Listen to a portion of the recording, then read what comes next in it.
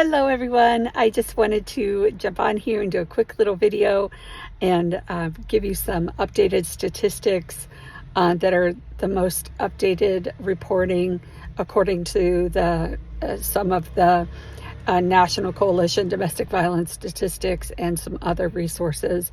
You can look those up online if you wish. I can enclose in the body here the site and just some other resources. But we are living in some times that, like, I remember when OJ happened, and when when Nicole was killed. You really didn't hear a lot about domestic violence back then. And that kind of like opened the doors that law enforcement had to deal with it more. That there were like advocates in the courts more, that there was just a better presence, that victims could feel supported a little bit more. And it got better. It got better that in different courtrooms, in different states, in different cities and larger cities, and in some areas they have units that have everything from filing the police report to going to court, to getting your protection order, to getting assistance, to getting clothing, to getting housing, to everything. Like their domestic violence units are amazing. Like, I'm talking just amazing. The domestic violence unit that I worked in, we had a DV unit, domestic violence and stalking. What we had going on was DV detectives on our floor. We had domestic violence prosecutors that were specific to our cases. And we had children's services. We had the ability to run criminal records, which we did every single day. And we had the ability to refer to stalking. So I did that frequently as well. We also had the ability to enhance cases to a felony. In the state of Ohio, if there are broken bones, if there are other lethality factors, we in Ohio we operate under Amy's Law, which is a whole list of lethality factors, from prior convictions to the cases like strangulation, to use of weapons, or the defendant having weapons, to stalking, to broken bones, to killing with use of like killing her animals, because use of killing an animal or animal abuse is a lethality factor. If you didn't know that before, you do now. Animal abuse is a red flag for anybody that didn't know that. You know that now. Anybody that has cruelty to animals is highly likely to be cruel to women and children. And you'll see that even as in cases like school shootings and things like that. Those people are just twisted, and you'll see that those violent offenders almost always have cruelty to animals. So the other thing is, so we also we had liaisons to our domestic violence shelter that was in the Columbus area and everything. So that's just a little background on that part. Like what has changed over the years. But now, I don't know if it seems like what has happened whether it's the generations that are coming out that kind of got no accountability by parents, whether they've seen too much by with violence in their homes. COVID definitely was a factor. Having everybody cooped up in the house like worsened domestic violence. But, you know, with 1 in 4 statistically women and 1 in 13 men are exposed to domestic violence at some point in their life. So if you just think of that, like, you know somebody, like, you can't not know somebody. And, you know, I don't know how many people will watch this video, but if I just go off the last one, let's say 40 people watched it, and you know, 1 in 4 of those women were possibly subject to domestic violence at some point in their life. And it's very sad. It's a very staggering number. There is almost 500 domestic violence homicides so far this year in the United States, according to the National Coalition Against Domestic Violence. That is a staggering number.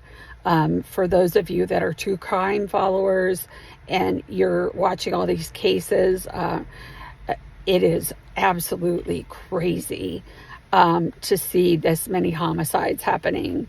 I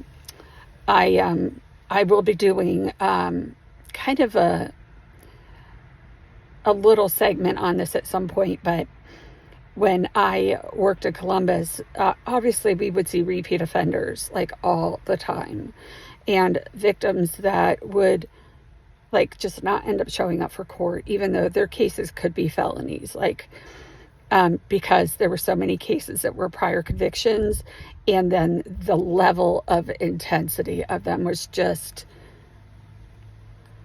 I mean, I'll tear up thinking about it, just the amazing brutality of them. And I remember one of the prosecutors saying about one of the victims, like, at some point I'm going to be prosecuting her murder because she won't come to the felony prosecution or to the grand jury, and the defendant knows that, and so he just keeps doing it. And he said, she's not going to show up anyway, so what's it matter? And like, he just keeps doing it, and she doesn't leave because she doesn't have anywhere to go and no money to support her. So he's out in a few days, and literally wash, rinse, repeat. And he has no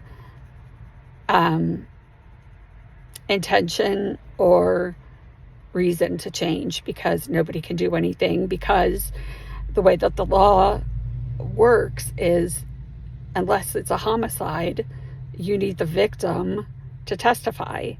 And it's insane with domestic violence. And even sometimes in the homicide, then it's also horrible, because like in the Suzanne Morphew case, some of the evidence was going to get disqualified because there were text exchanges between Sheila Oliver and Suzanne, and even though there was reason to believe there was domestic violence, there was emotional abuse, the silent abuse, that emotional gaslighting, that emotional those emotional things, like in this situation that Barry was saying, like, oh, well, I just won't cover you on medical insurance. Well, she's a cancer survivor, you know, a 2-time cancer survivor at that. You're going to tell her you're going to withhold medical treatment and her prescription drugs,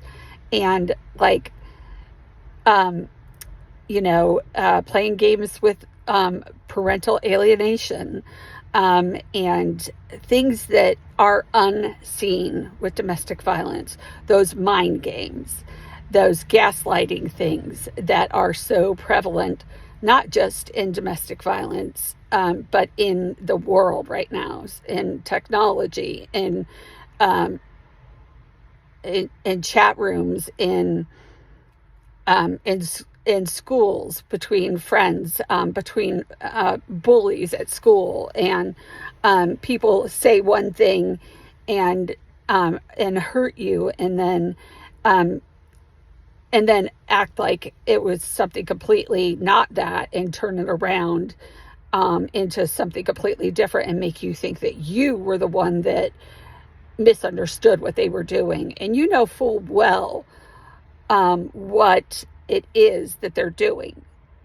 They're screwing with your mind, and they're making you think that you're crazy and that it's all you, and it's not. It's them, and they're the ones that are toying with situations, and then they go and tell everybody else that you're the problem.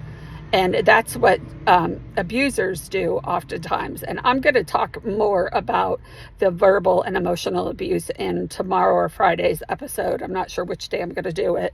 And that whole gaslighting thing, because it's a big deal. It tears down the victim to the point where she has no self-esteem, and she will think nobody is on her side. And I'm using the she because that is predominantly who we're talking about. But please, no. I know there are male victims. Okay, I worked in the prosecutor's office. I've worked in DV shelters. I've responded in the hospital as a hospital advocate. I have worked the hotline. I have marched in marches. I have spoken at colleges. I have spoken at churches. I have seen it all. I know who is out there. I've seen the population. I have also spoken at juvenile prisons and women's prisons in the state of Ohio. So please know that I know there are boys like the boy in the box. I know that there is cruelty to young boys, and to young men, and to even older men in marriages. I do know that. The majority of what I have experienced is women, but I do know that, and I do know that also in the LGBTQ population. It is it's a tragedy, because they don't ever get the help that they need when the community comes around and kind of silences the victim sometimes too. So that's for another day as well. So back to what I was talking about with statistics. So,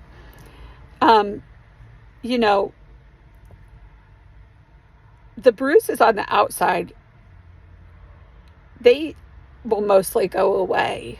You won't really forget that you were hit, and that you were punched, and that you had black eyes, and that you had maybe a broken arm or something like that. But you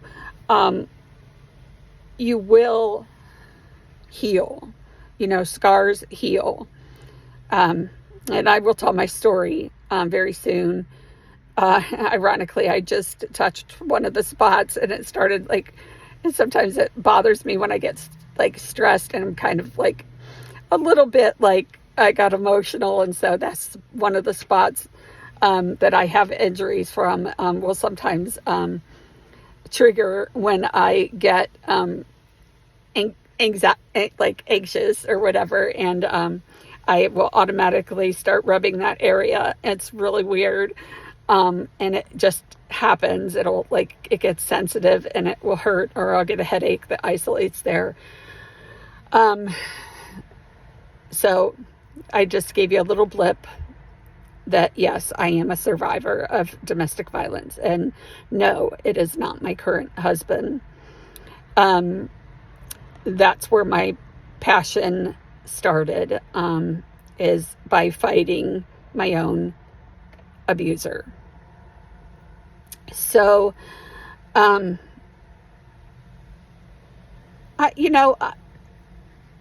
there's just so much of domestic violence happening in the world right now, and a lot of people have the mindset that not to get involved, that it's personal. No, be a friend, and don't give these women like ultimatums either. Otherwise, you're just like the abuser. Like, don't say, if you keep staying in this, I'm just not going to be your friend. Like, because it's just unsafe, and you should not be involved in this relationship any further. And like, if you're not going to listen and get out of it, no. She's the author of her story. Like, God gives us free will, and we all have free will in everything that we do every single day. And we have the ability to make our choices. When she's ready, when it's safe for her, when it's safe for the kids, when it's the best time for her to make her move, when she has a place to go, when she sees that she can do it, she'll go.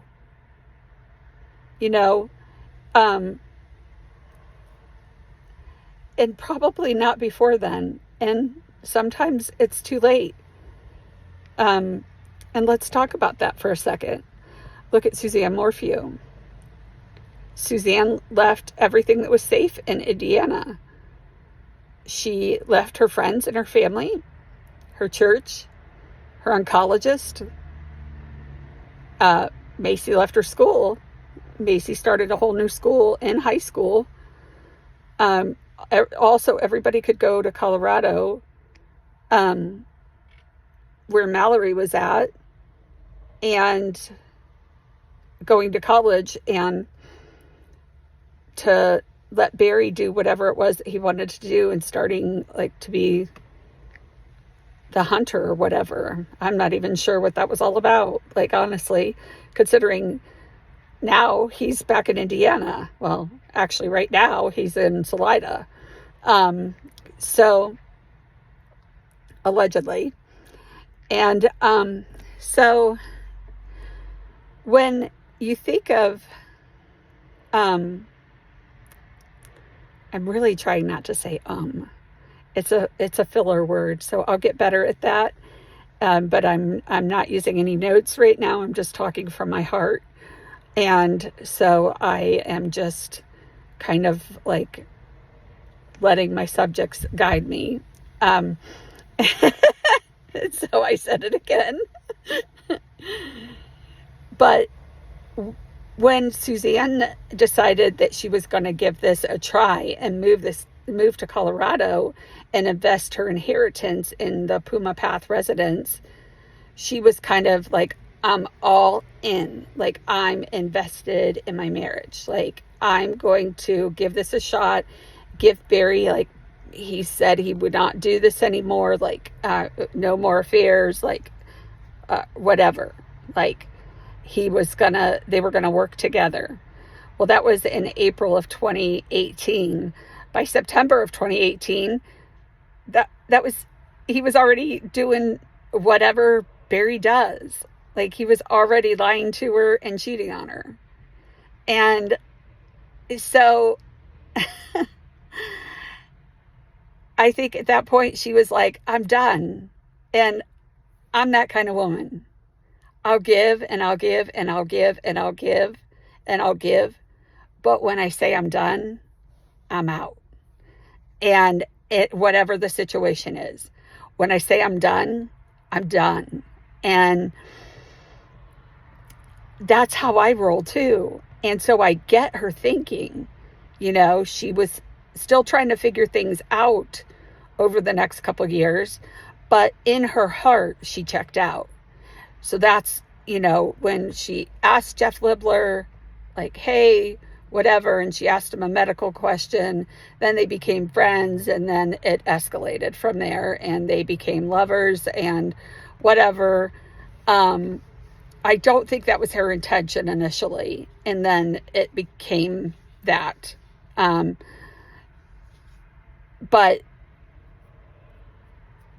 when she decided that she was going forward with the divorce, it was with or without Jeff. Like, she had no idea what Jeff was going to do with his future. She had no idea if Jeff was going to leave his wife.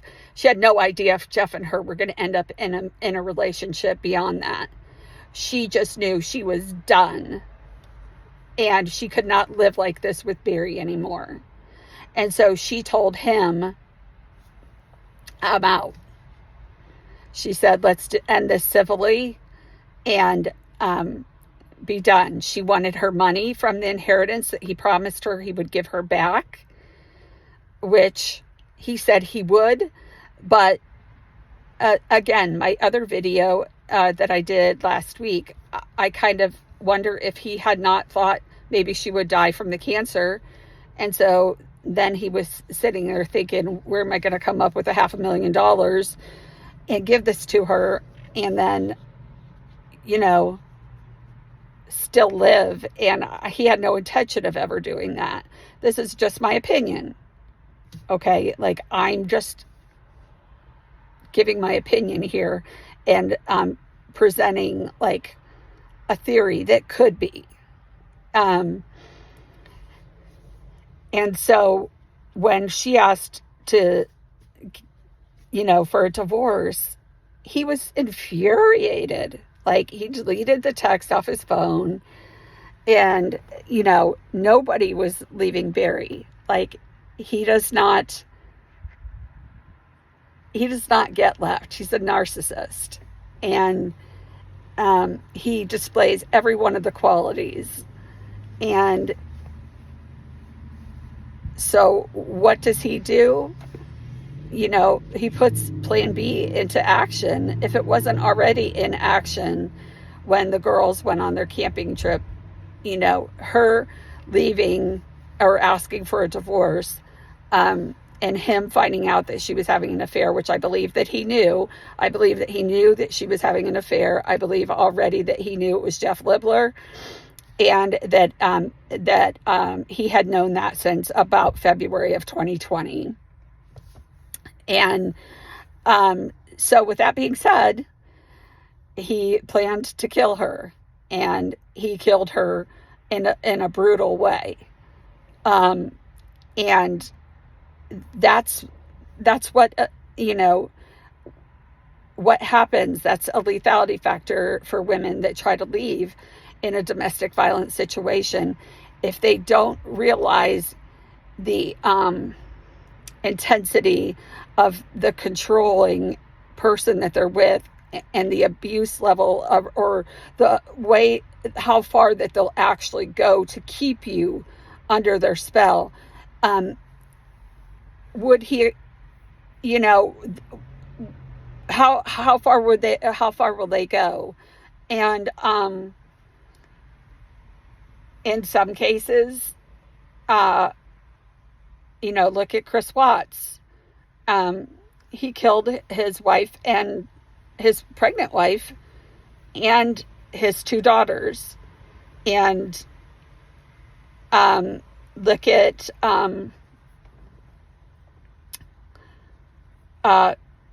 Scott Peterson and what he did to Lacey and their unborn child. And I mean, just the sickest of sick people. How do you do that to somebody? But in the other 2 cases, like, they were asking for, they wanted out. They knew, Shanann knew that he was having an affair. There's just something to that loss of control that they have, and they snap. And I believe that, with that being said,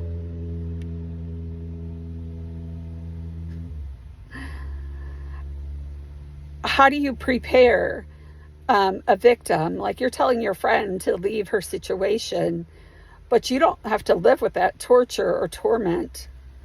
And if you, she has to know when it's safe for her to go, right? So kind of bringing that back full circle. And you can watch like plenty of movies, even just on TV, about what happens when a victim tries to leave a situation, or like, as you'll hear in my own story, while I left, I continued to be stalked. I continued to be harassed. I continued to have not one, not two, but 3 serious custody battles. Life was horrendous. And abusers tend to do that. They tend to make your life a living hell. And so this was just like a little bit of a beginning to talking about domestic violence a little bit more, giving some statistics, giving some kind of resources that are out there in the country that you might not know about, that are just angels in disguise, like these DV units and shelters and resources that are out there everywhere. There are so many good-hearted people, but then there, you just have to be patient with the process with the victim, because it's hard. It's really hard. It's a really hard journey for a victim to get out and leave. And almost never does somebody leave the first time they're assaulted.